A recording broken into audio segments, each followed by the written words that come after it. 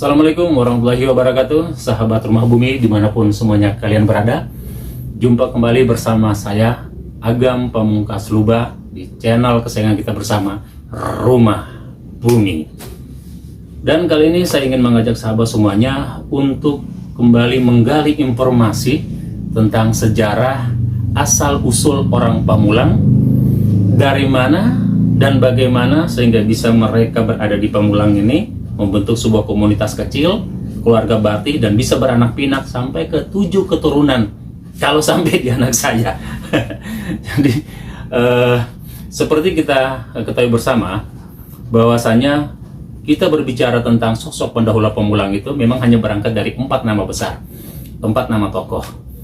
Di antaranya Ki Robo itu sendiri. Ki Robo adalah seorang tokoh yang pertama kali membuka wilayah Pamulang, kemudian Ki Saderan, kemudian Ki Saderin, dan Ki Muh. Jadi keempat orang tokoh inilah merupakan salah satu merupakan 4 pendahulu orang Pamulang yang pertama menginjakan kaki di wilayah Pamulang ini. Namun sangat disayangkan, sahabat Rombui semuanya, dari keempat tokoh tersebut yang bisa dan yang meninggalkan jejak-jejak literatur yang kuat untuk digali keberadaannya itu hanya 2 orang tokoh aja. Yang pertama adalah Ki Robo itu sendiri, ya. Kemudian yang kedua adalah Ki Saderan. Dari kedua orang tokoh ini yang meninggalkan beberapa rekam jejaknya berupa manuskrip, kemudian arkeolog Islam seperti material-material, sebut saja diantaranya seperti batu nisan, kemudian benda-benda pusaka lainnya oleh masyarakat itu umumnya disebut dengan gegamang. Gegaman itu ada di beberapa tempat ahli warisnya yang tersebar di wilayah Pamulang Barat dan Pamulang Timur. Jadi hanya 2 orang tokoh ini yang bisa meninggalkan jejak literatur yang bisa kita kulik keberadaannya untuk mencari tahu informasi sebenarnya dari mana sih asal-usul orang Pamulang ini. Beragam versi pun berkembang di tengah masyarakat. Sebagian orang ada sebagian masyarakat ya, masyarakat asli Pamulang ada yang menyebutkan bahwasanya leluhur kita itu dari Cirebon. Sebagian lagi ada yang bilang leluhur kita dari Banten. Sebagian lagi ada berbicara leluhur kita dari Demak, dari Mataram, dan lain sebagainya lah. Jadi kesimpang siur data informasi ini yang membuat kemudian semua kesimpulannya menjadi bias. Oleh karena itu kehadiran saya di tahun 2004, saya memulai pertama kali menulis sejarah Pamulang ini bukanlah baru sumur jagung, tidak, sahabat Rumah semuanya. Saya mulai menulis sejarah Pamulang ini, meneliti sejarah Pamulang sejak tahun 2004. Yang karena kebetulan saat itu juga tergerak hati saya ketika Baba, ya, kalau orang Pamulang menyebutnya dengan Baba itu mengajak saya untuk orang Pamulang orang open ini, coba ente catat dulu sejarah Pamulang ini supaya jangan sampai kita kehabisan obor, bahasanya begitu, kehabisan obor. Dan ini foto saya sewaktu pertama kali menulis sejarah dengan mengolek informasi dari Baba nih. Nah, dari sinilah informasi itu kemudian saya mencoba meneliti. Sebab peneliti sejarah ini tidak semata-mata hanya kita korek dari data empiris semata, dari tutur, tapi kita juga harus mengcombine juga dengan data-data kepustakaan. Artinya dengan demikian literasi itu sangat kuat untuk bisa kita jadikan sebuah bahan rujukan dan bahan kajian untuk menulis sejarah. Perjalanan yang panjang ini saya teliti, tapi belum menemukan satu kesimpulan dari mana sebenarnya asal-usul orang Pamulang ini. Saya terus melakukan kajian-kajian sampai kemudian pada vlog saya ini menelusuri jejak para waliullah di bumi Pamulang. Nah, dari sini ada salah satu petikan wawancara saya dengan salah seorang tokoh di Pamulang yang kebetulan beliau adalah generasi kelima dari Ki Saderan sekaligus juga Ketua Majelis Ulama Kota Tangerang Selatan, Kiai Haji Saidi. Sampai kemudian saya dapat pada petikan wawancara Kiai Haji Saidi berikut ini. Dulunya orang tua saya bilang itu beliau datang dari Janglapa. Tahu Janglapa itu mana nggak tahu.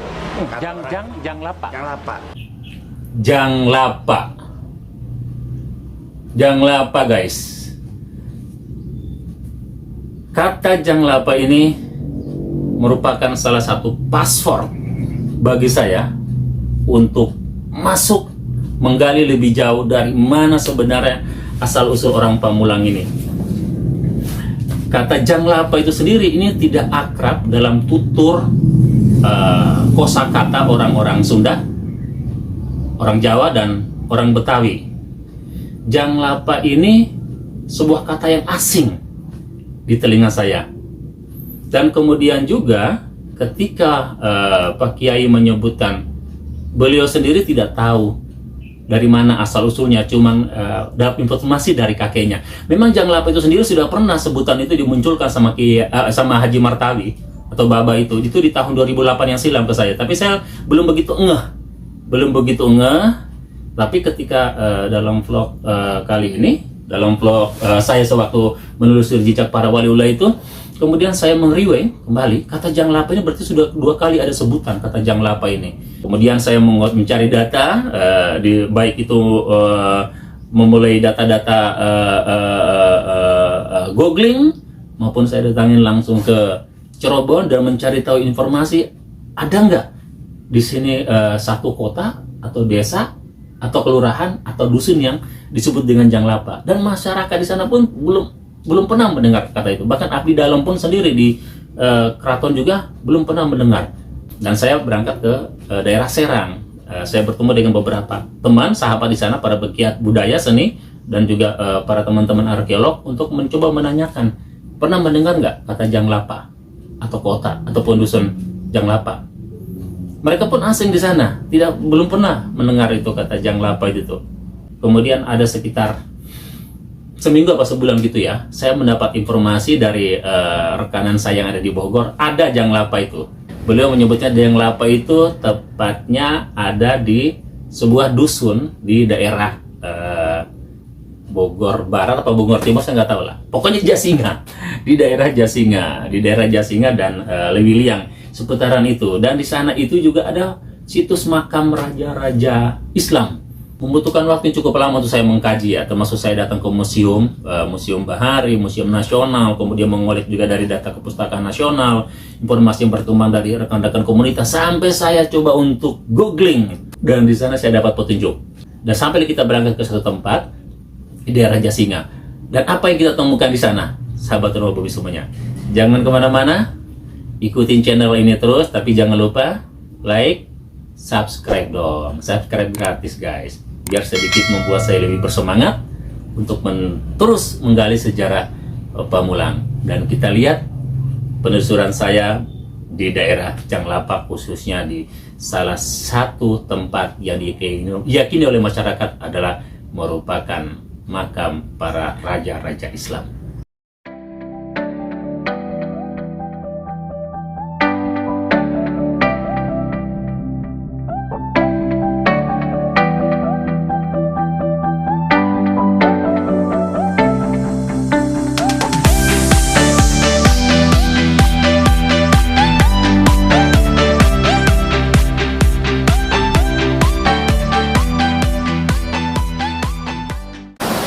Sahabat Rumah Bumi semuanya, dimanapun kalian berada, sekarang saya sudah berada tepat di aliran Sungai Kali Cidurian di daerah Jasinga Bogor, di mana sungai ini adalah merupakan salah satu petunjuk arah kita untuk menuju ke pintu gerbang masuknya situs makam Raja-Raja Tua Garisul. Penelusuran saya kali ini adalah untuk mencari jejak-jejak hubungan kekerabatan antara situs batu nisan Kisaderan yang ada di Pamulang Barat, bentuk nisannya yang seperti di gambar ini, dengan keterikatannya atau keterkaitannya dengan batu-batu nisan yang ada di makam tua Garisul yang ada di Jasinga ini. Dan tempat ini dia dikelola oleh situs Cagar Pelestarian, situs Cagar Budaya Departemen Pendidikan dan Kebudayaan Provinsi Bogor, dan berjarak kurang lebih hampir 300 meter dari jalan raya utama Jasinga. Kemudian kita menurun ke bawah sampai kemudian di pinggiran kali tepat di saya berdiri ini berjarak kurang lebih 50 meter untuk sampai ke gunung. Di gunung itu di sana terdapat banyak makam-makam yang diakui oleh masyarakat setempat adalah makam raja-raja tua. Dan bagaimana keseruan ataupun penelusuran saya kali ini, saya berharap pada sahabat Rumah Bumi semuanya untuk tetap mengikuti channel ini. Ikutin petualangan dan keseruan saya lainnya sampai kita kembali ke Pamulang. Ciao!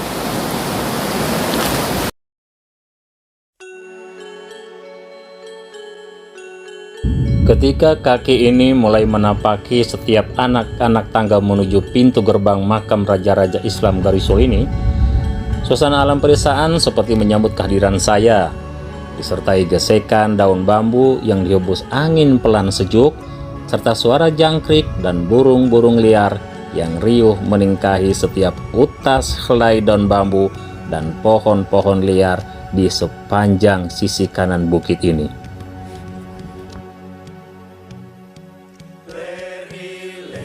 Dan ketika langkah kaki saya memasuki komplek pemakaman, puluhan batu-batu nisan bertebaran di sepanjang sisi kanan bukit.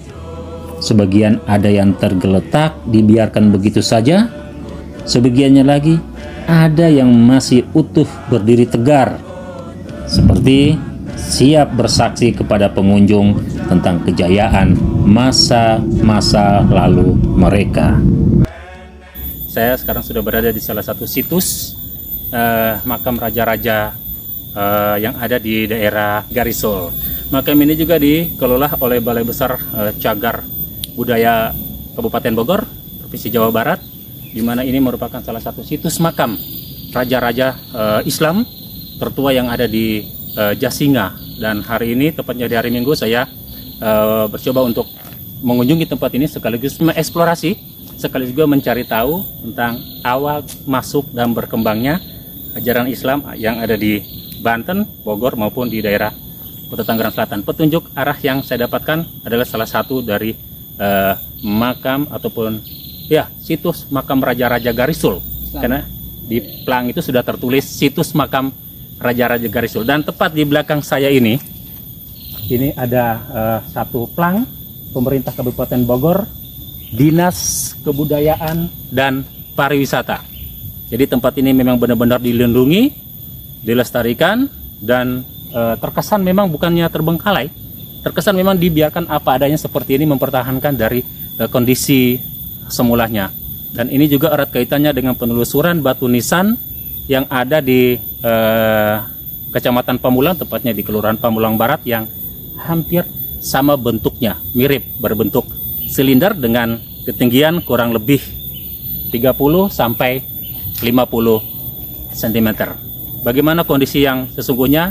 Kita akan coba mengorek dari beberapa juru kunci makam dan juga warga yang ada di sekitarnya. Ikuti terus channel ini, jangan kemana-mana. Ciao!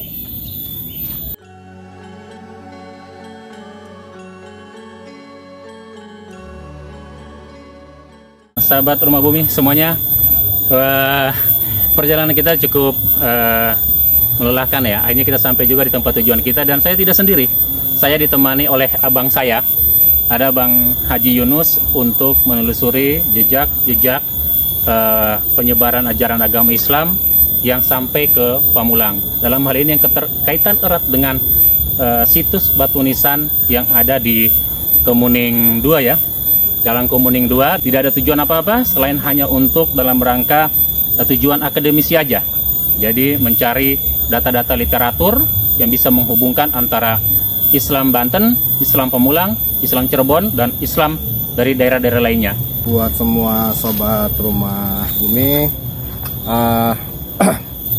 saya menemani Bang Agam ini karena saya mengapresiasi usaha-usaha beliau menelusuri jejak-jejak penyebaran Islam yang tadi sudah disampaikan oleh Bang Agam. Mudah-mudahan usaha ini bisa memberikan pencerahan kepada kita semua dan menjadi jariah, terutama untuk Bang Agam. Amin. Salam buat semua sobat Rumah Bumi. Ciao.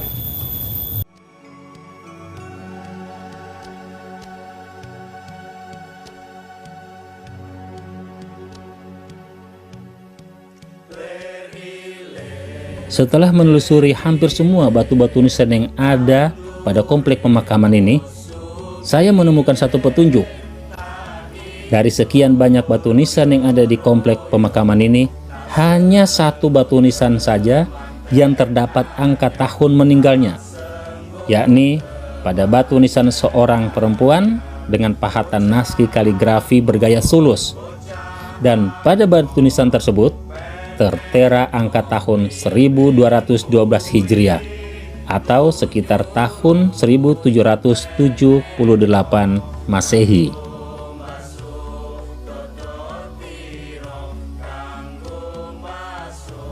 Dan yang lebih mengejutkan saya lagi ketika saya memastikan bahwa hampir semua batu nisan berjenis kelamin di lokasi komplek pemakaman Raja-Raja Islam Garisul ini memiliki atau mirip bentuk dan ukirannya seperti makam batu nisan yang ada di Pamulang Barat, yakni makam batu nisan dari Kisaderan.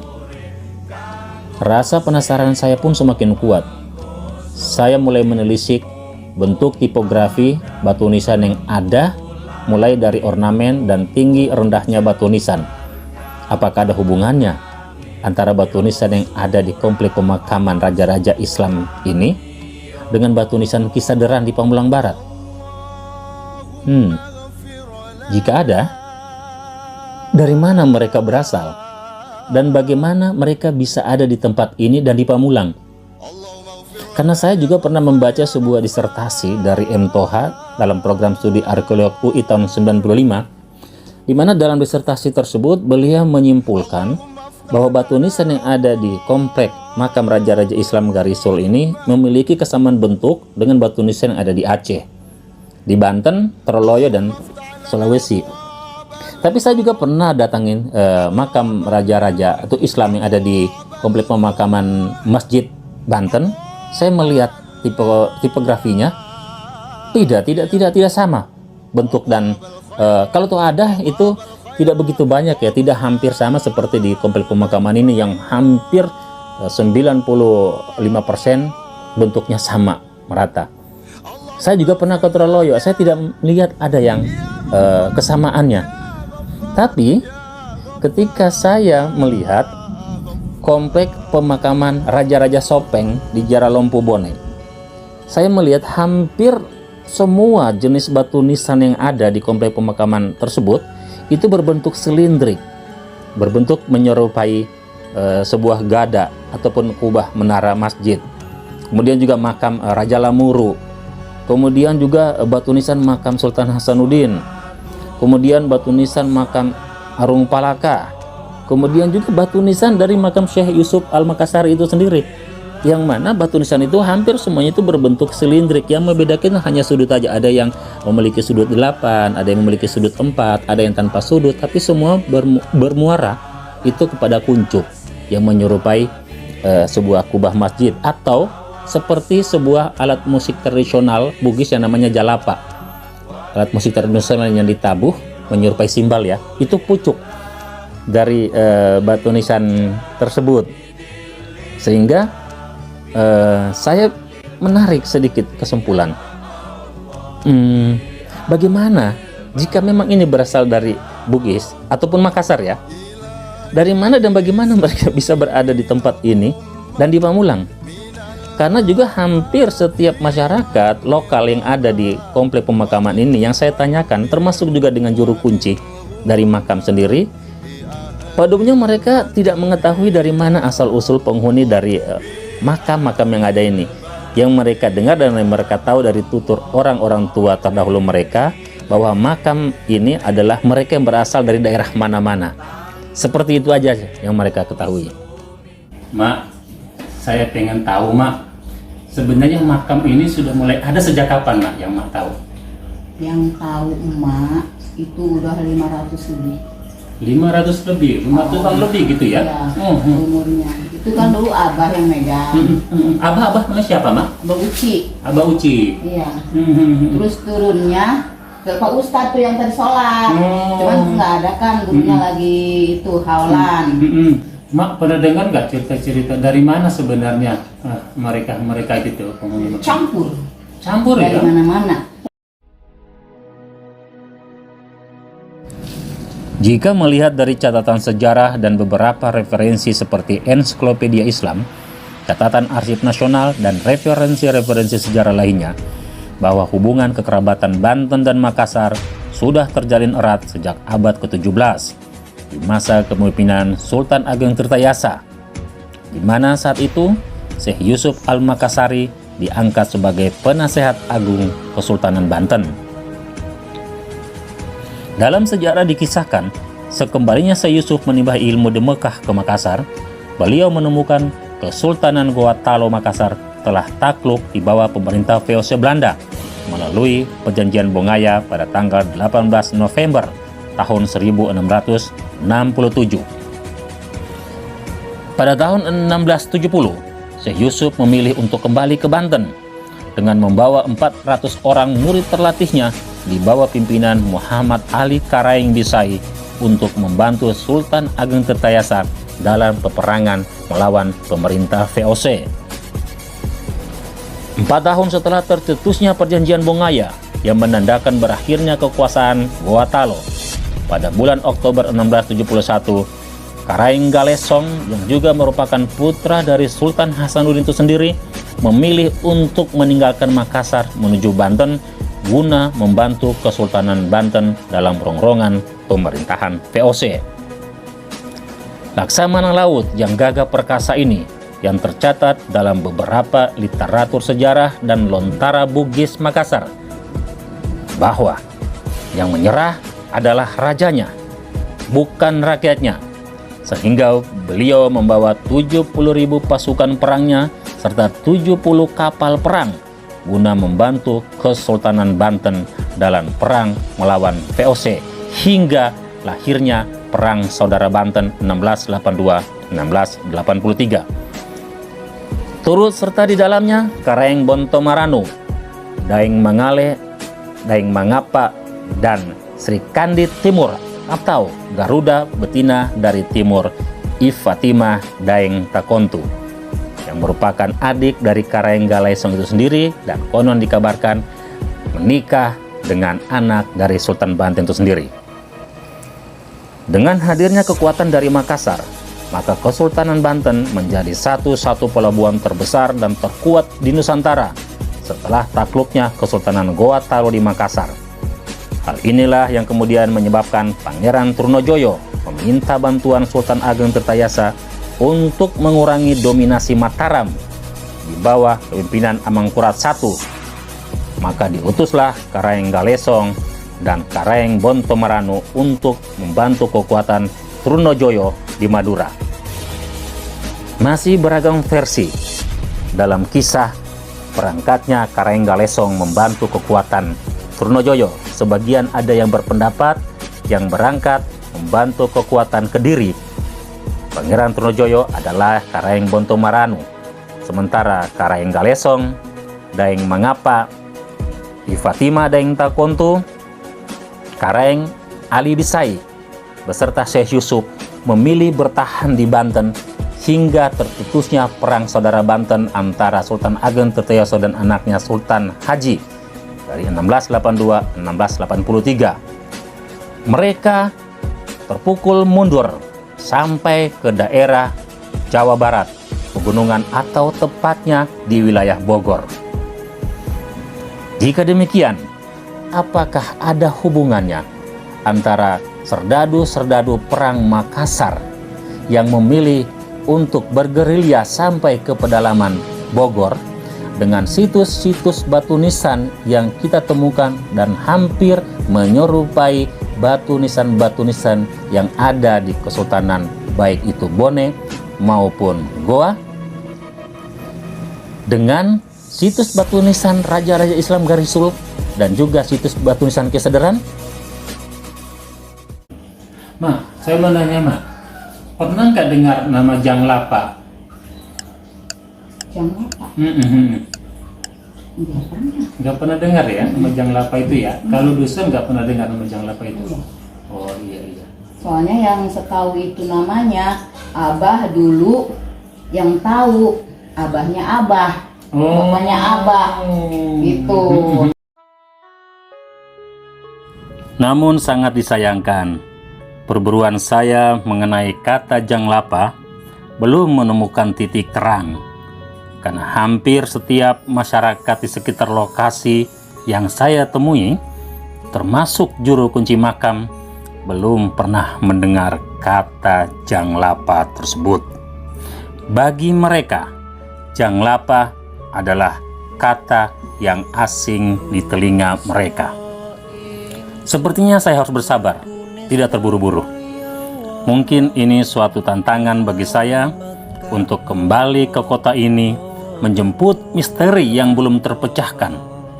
Semoga Allah Subhanahu wa Ta'ala meridhoi hambanya yang istiqomah di jalannya. Wallahu a'lam bishawab.